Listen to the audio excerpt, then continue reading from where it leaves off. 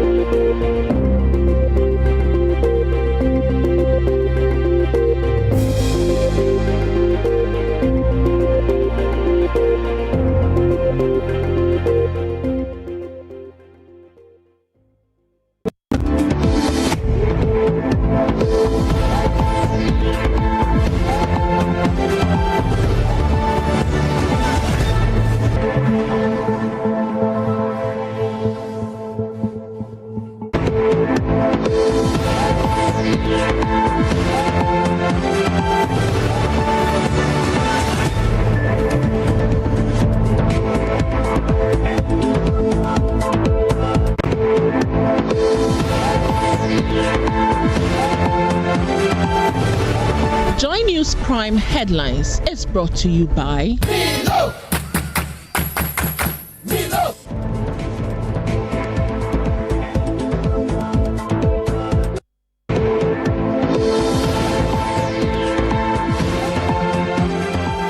Good evening. Thank you for joining us for Joy News Prime. In this edition, Ghana records 10 more COVID-19 deaths, taking the total death count to 95, as some 411 new cases are recorded across 25 districts and 3 regions of our country.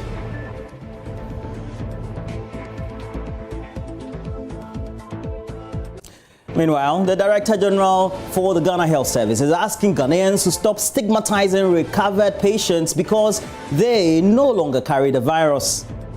Those who are recovered and discharged are free and they are not able to transmit the virus to anybody. So people should receive them and be sure that they are out there and not create any stigma for them. Relatedly, as over 500,000 final year junior high school students go back to school, fear of a spike in the coronavirus pandemic is a major concern, but government also insists strategies adopted so far will help keep spread. We appeal to the government to make supply of adequate PPEs to enable us execute our mandate to perfection. And logically, heads of basic schools want immediate provision of PPEs and training of staff to enable them handle any potential outbreak. Meanwhile, we also do have business, and that will be presented by Sandra Esinamafenu. And in business, Public Interest and Accountability Committee also calls on Parliament to investigate the utilization of Petroleum Holding Fund. A lot of engagement with Parliament, and we can only continue to engage Parliament to address these issues. But I will say that since PIAC is a citizen-based committee, we need your support in this type of these matters. Later in the bulletin, the police arrest an 18-year-old girl for stealing the 10-month baby in New Takrady in the Western region.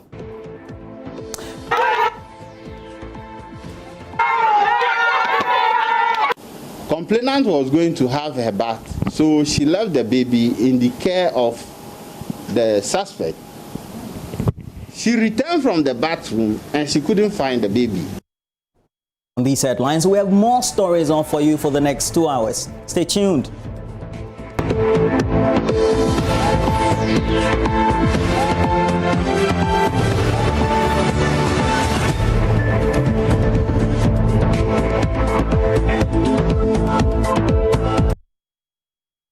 And I tell you, we have to get it going. Ghana has so far recorded 10 more COVID-19 deaths, bringing the total death count to some 95. Critical cases are now 6, with 5 on ventilators. 24 patients so far are in severe conditions.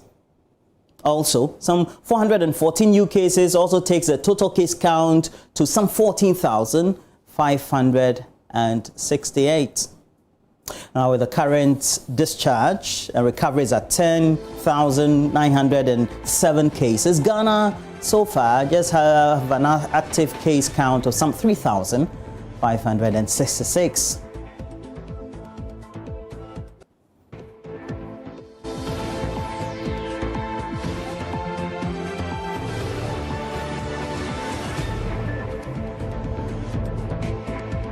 Now, the first of the bi-weekly press conferences today, the Ghana Health Service says patients who have so far recovered and discharged are free and unable to transmit the virus.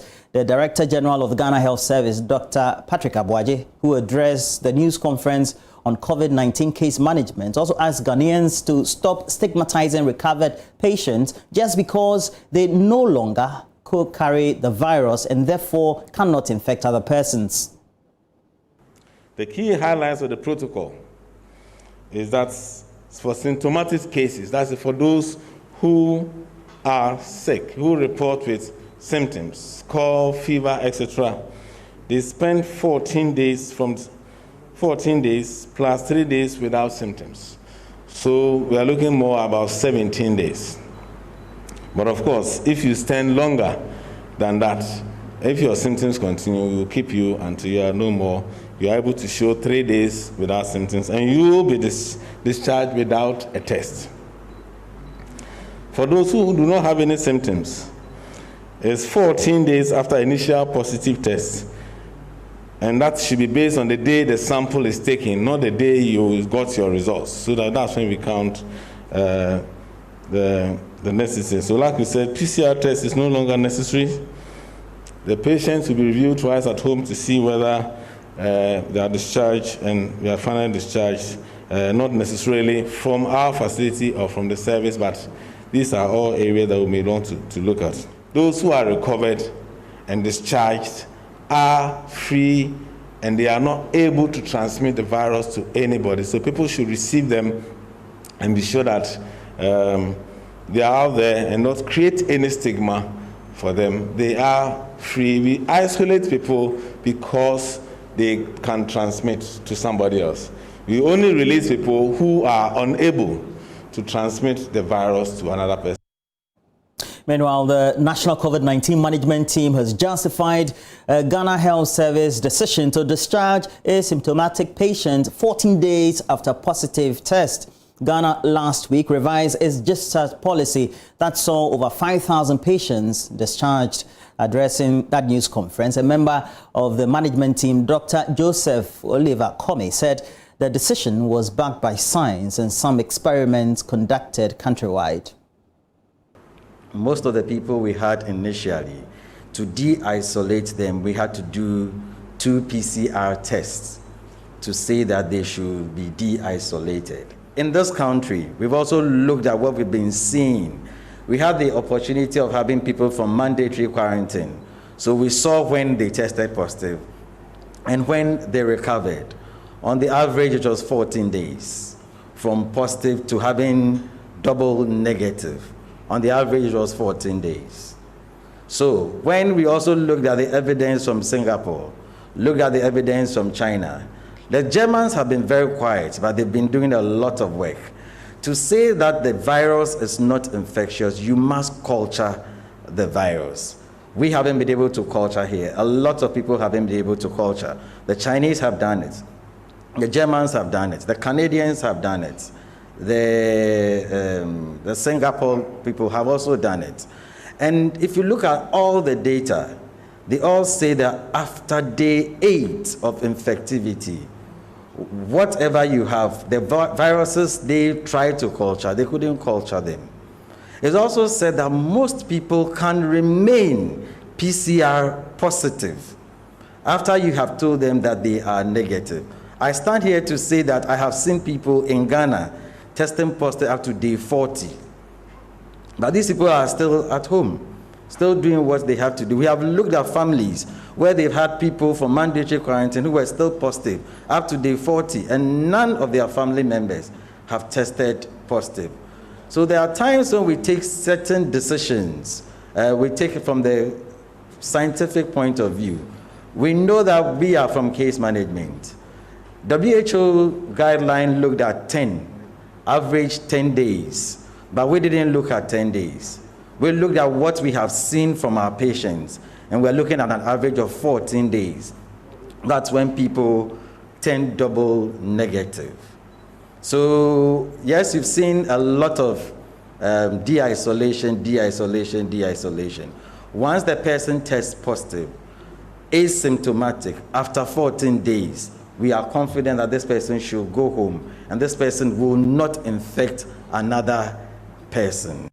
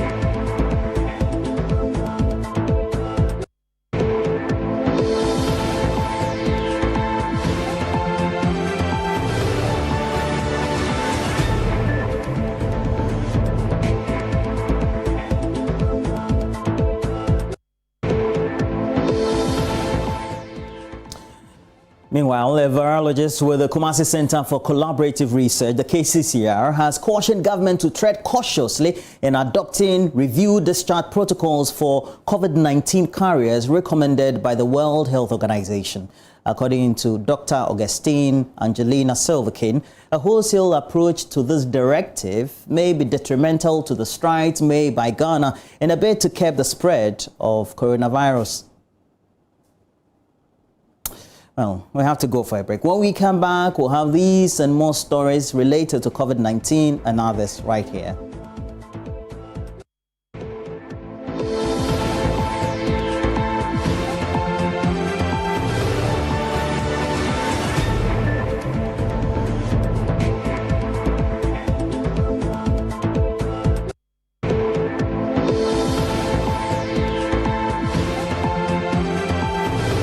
We care.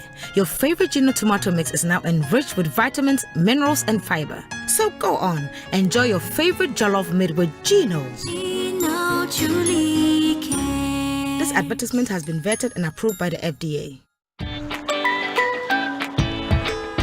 This is what too much data from Vodafone is like. What? You say Jai, it became putu. You know what? There are plenty extravagant pre-wedding photo shoots on social media. They had all this lovey-dovey hashtags. Hashtag, I'm his fufu, she's my light soup. You see now? See, your photos were everywhere. WhatsApp, hey. Instagram, way. Facebook, hey. Hey, this is my battery. After all this, the guy didn't even show up for his own wedding. You better sit down for what I'm about to tell you. It is shocking. The man is Oh! Too much data is now double the data at the same price with too much data for the day and too much bonus from midnight till 4 a.m. Get 3 GB data for 10 cedis, 8 GB data for 20 cedis, and 20 GB data for 50 cedis so you can stay home and stay connected. The only thing you need to worry about is keeping your battery up.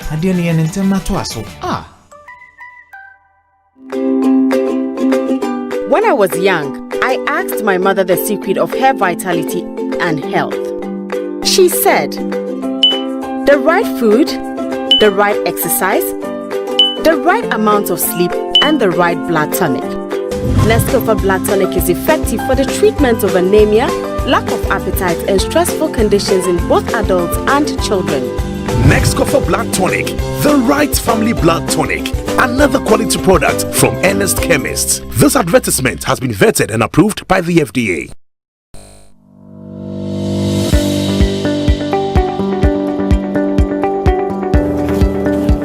Hello. This is UGMC COVID Connect. I'm Dr. Wilfred Asma. I understand you have a runny nose. It doesn't necessarily mean you have COVID-19, and that is why I need you to calm down so that we do the best we can to help you. COVID Connect, a digital service, connects you to the medical team at the University of Ghana Medical Center for quality medical support, expert psychological counseling, testing, and in-hospital management. Access COVID Connect by downloading Lucy Vitals on Play Store or iOS. COVID Connect is brought to you by the UGMC, the Ministry of Health, and supported by the Farm Access Foundation.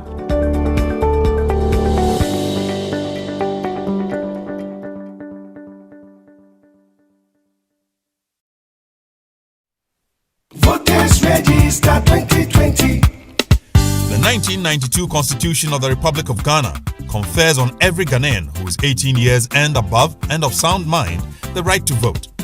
The Constitution, therefore, charges the Electoral Commission with the responsibility to compile the register of voters and revise it at such periods as may be determined by law. It is in the discharge of this responsibility and as part of efforts to ensure free, fair, credible, transparent, and peaceful elections that the Commission announces a total replacement of the old voters register. To ensure a safe and secure voter registration exercise, the Electoral Commission will direct all applicants to observe protection protocols like wearing of face masks, temperature checks, washing of hands, social distancing and hand sanitizing instituted by government as a result of the COVID-19 pandemic at all registration centers. The new voters register will 1.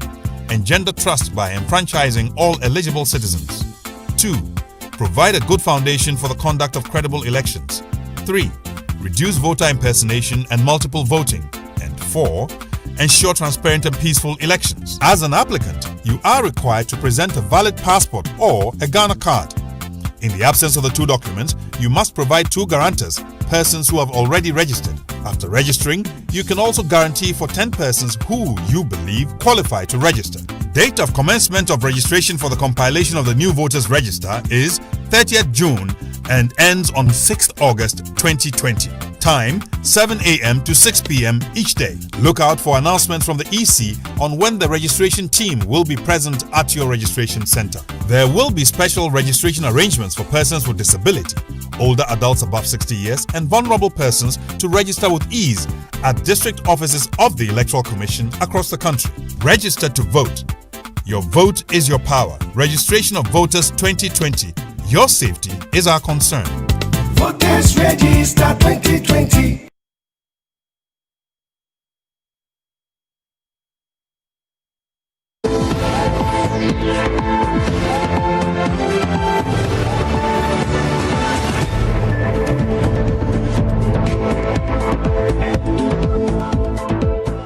Welcome back. We still focus on some COVID stories, and a virologist with the Kumasi Center for Collaborative Research, the KCCR, has cautioned government to tread cautiously in adopting reviewed discharge protocols for COVID-19 carriers as recommended by the World Health Organization. Now, according to Dr. Augustine Angelina Silverkane, a wholesale approach to this directive may be detrimental to the strides made by Ghana in a bid to cap the spread of coronavirus.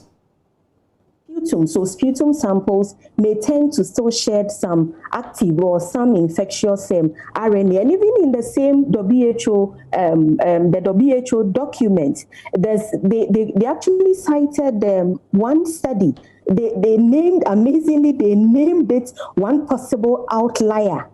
So there may be some outliers whereby for this particular person in one patient, the viral cultures were positive from upper respiratory tract specimens. It continued to be positive until day 18, even though this person did not show the signs and symptoms of the infection. So I am thinking that as a country, we may want to generate our own local context-based data to enable us or to inform us on some of these discharge protocols. I mean, and some of the studies they actually quoted, they have very, very limited or few number of patients, 9 patients. I mean, I'm just wondering how you can extrapolate results from nine patients. I mean, in another study, they actually included 129 patients, and they themselves concluded that in that particular study, they concluded that 30 of the patients were immunocompromised. But look, we are talking about asymptomatic patients against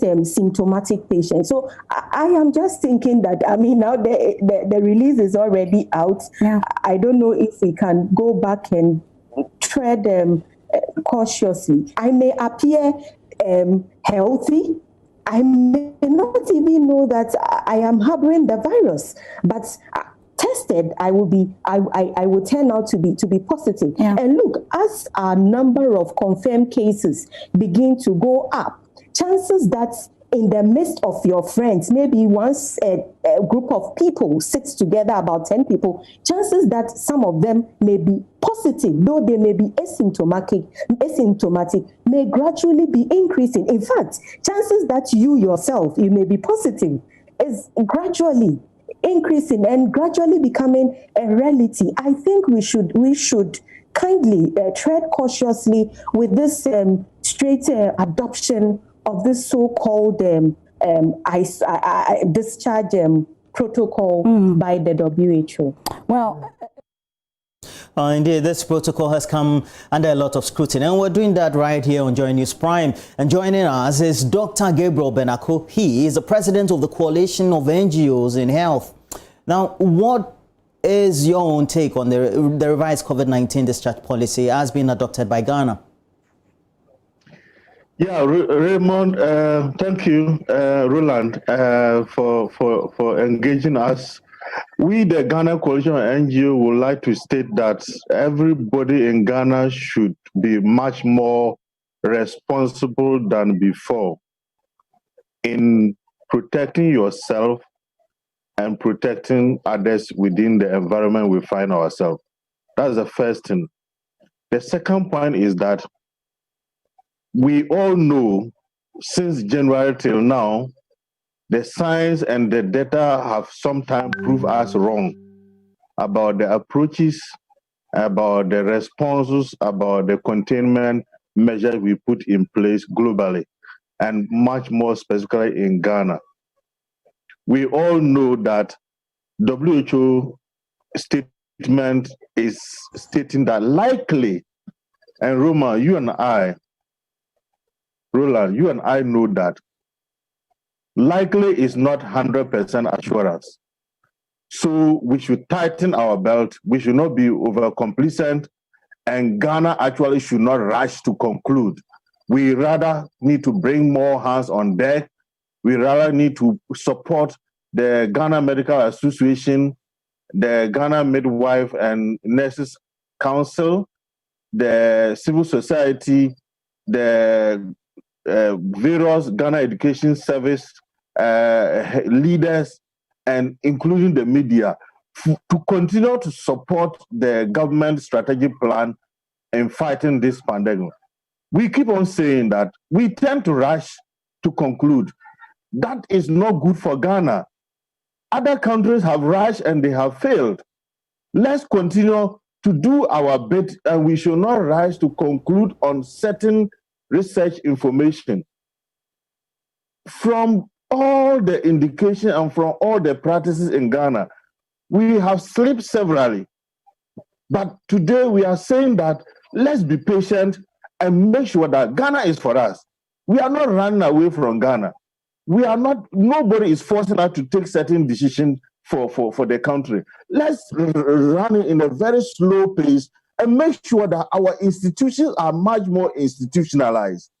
The human resources are much more supported to do the needful, and they can be assured of maximum protection.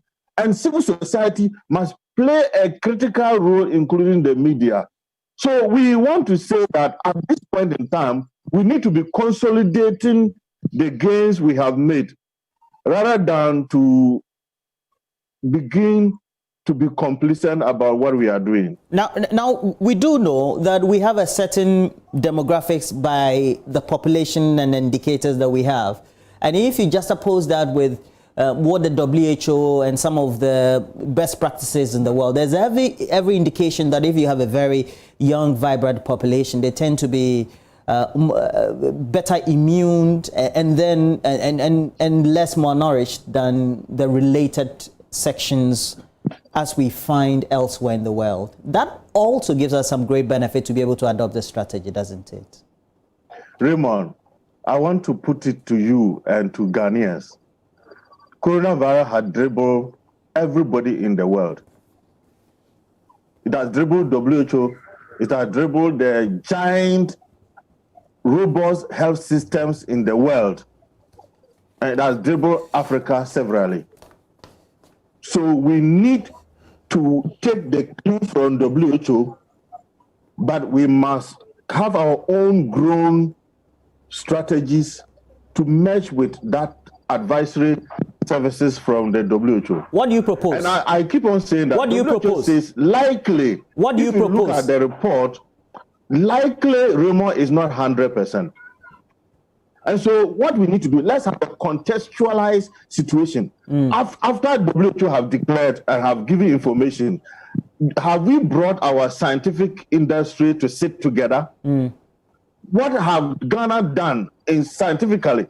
And if you remember, Coalition NGO has been talking about Ghana need to have funding for our scientific industry. Yeah. How much are we even giving to our scientists? Why are we basing on WHO? Why are we not having our own grown research data to either support or otherwise of what other countries or other bodies are advising us? So we slip.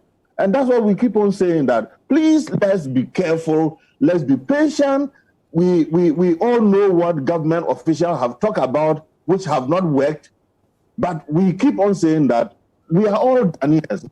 Civil society are part of Ghana. We will never move from anywhere. We are not causing fear and panic. We are contributing our quota, including the media, to let them know that the science sometimes need to be domesticated. So how much are we giving to our scientific industry? Yeah. Well, your point well made there. And Dr. Gabriel Benako is the president of the Coalition of NGOs in Health, helping us do that discussion as well. And it follows Dr. Silverkin of the KCCR cautioning government to hasten slowly in the adoption of the new discharge policy as being adopted from the WHO. But also related to COVID-19, the presiding member of the Ofo-Ukro Municipal Assembly, William Kwabena Boateng, also died of COVID-19. Now, the assemblyman for Ejija Ahimbronum was the elder brother of the medical director of the Kwadaso SDA Hospital, who also apparently died of the illness last week. Mr. Boateng reportedly collapsed and was rushed to a private hospital where he was pronounced dead on arrival at about 9 a.m. last Sunday. News of his death hit his family, which had gathered for the one-week rites of his departed doctor brother. Nigerian news sources at the Ashanti Regional Directorate of the Ghana Health Service is also indicating the state has since taken over the body, initially deposited in a private morgue. Ohim Interior had been following that news as well, and we'll try as much as possible and get the latest from Kumasi on that related. But look, That'll be it for now when it comes to related issues as far as what we can get from Kumasi. But we also do know the Ghana Health Service said it is continuing to increase hospital capacity countrywide to take care of case management for coronavirus. Now, touching on the arrest of people driving alone in vehicles without wearing face masks, the Minister for Information, Kojo Ponkruma, urged the police to give purposive interpretation to the law. Now, we acknowledge a gray area in the law, which has got to do with individuals who are in their cars, their private cars, by themselves. And we also acknowledge that there's a very strict interpretation that the police intend to give to such scenarios, looking at the text of the law. The lawyers will tell you that there are those who do what they call the literalist interpretation, and then there are those who also do the purposive interpretation. Today, the courts even use what they call the modern purposive approach. So what government is doing is that we're engaging with the police to give the EI a purposive interpretation when they are applying it. And as I mentioned, the purpose or the objective is to compel all persons within public places and in contact with others to wear face covering so that we can curb the rate of transmission. And so engagements have started with the police so that they can give it a more purposive approach. Those will be our remarks on this particular matter.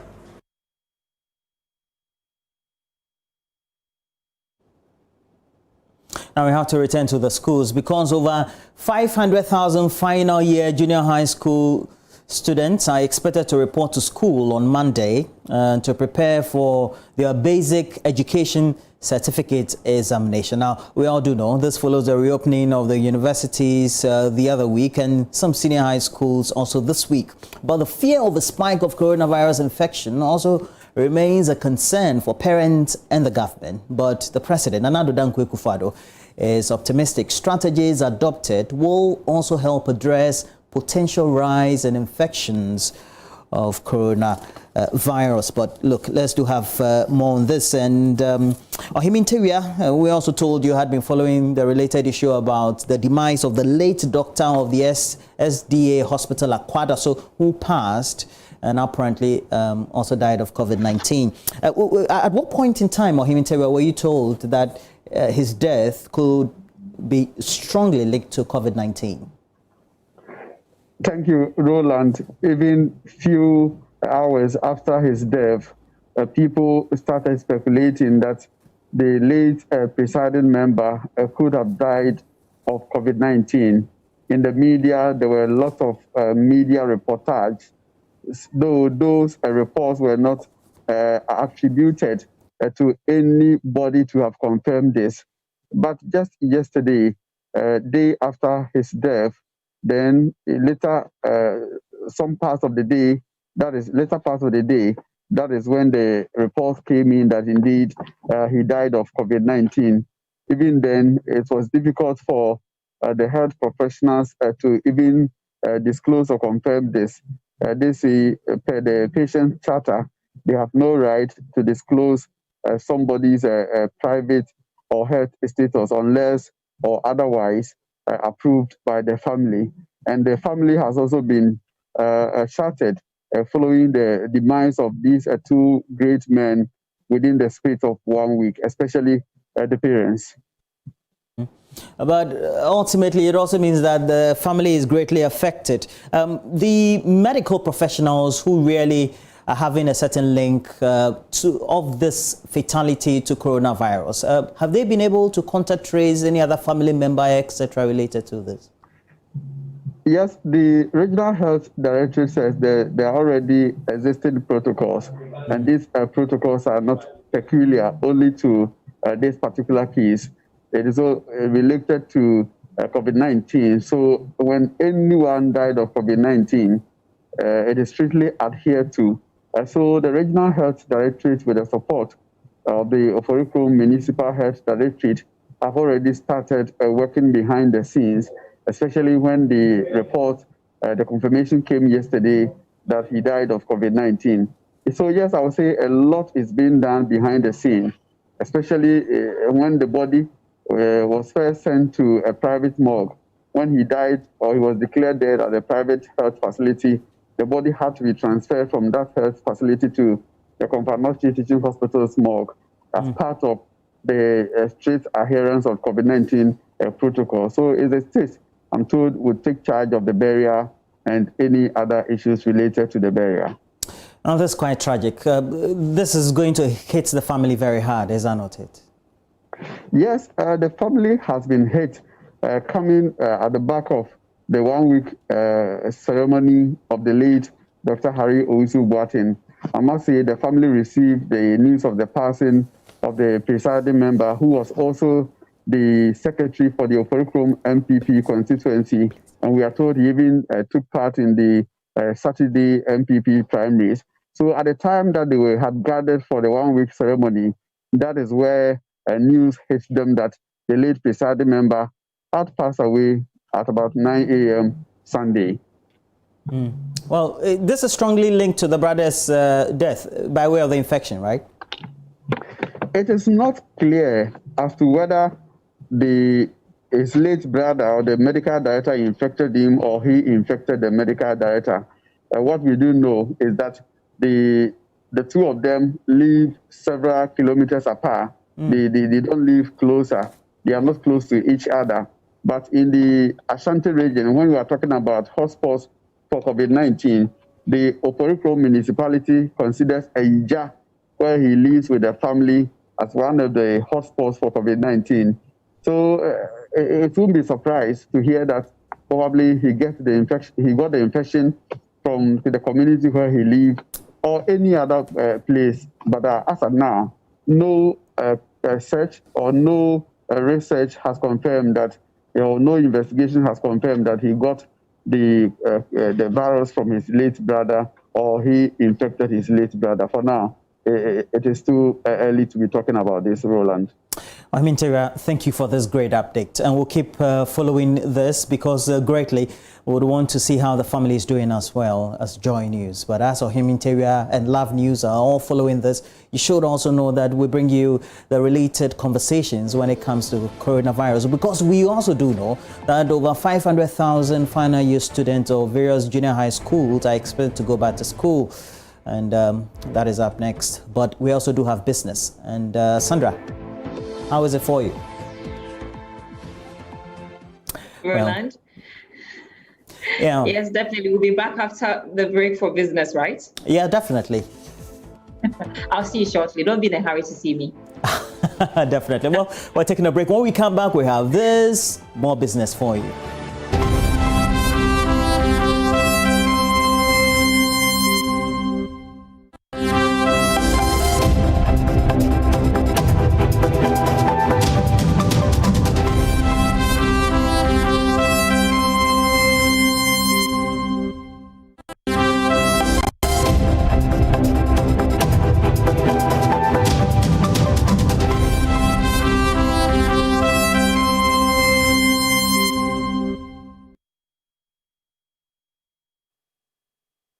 Roland, I'm here for you. Let's do business now. My name is Sandra Esenam. A very good evening to you, and let's do business. I'm doing this from home. The Public Interest and Accountability Committee, PIAC, says it wants to know how 1.5 billion cedi Petroleum Holding Fund was utilized. The committee says it has discovered that a said amount has not been accounted for and is therefore asking Parliament to summon the Finance Ministry for some clarity. This was made known at the launch of PIAC's 2019 annual report.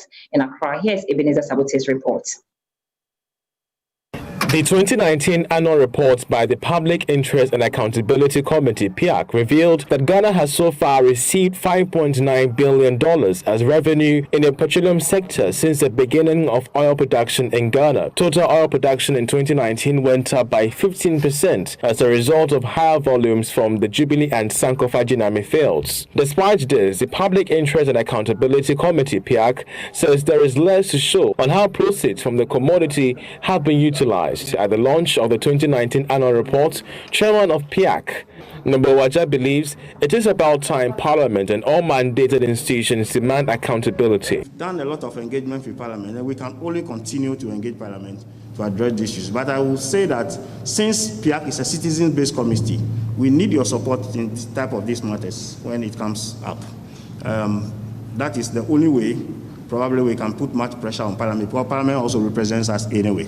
So if we, the committee, present issues to Parliament and there is a seemingly lack of interest, or maybe the interest is not so high in Parliament, I think citizens' backup will also be useful in putting some pressure on Parliament to act. And I think it is the very reason you are preferred. That is why we are also saying so. For the third consecutive year, the Public Interest and Accountability Committee is raising concerns about the remaining funds, which amounted to 1.5 billion cedis yet to be accounted for. The committee is also making a proposal for the oil fund investment to be varied. Here is Technical Manager at PIAC, Mark Ajiman. Because currently they are invested in safe instruments, so basically sovereign bonds.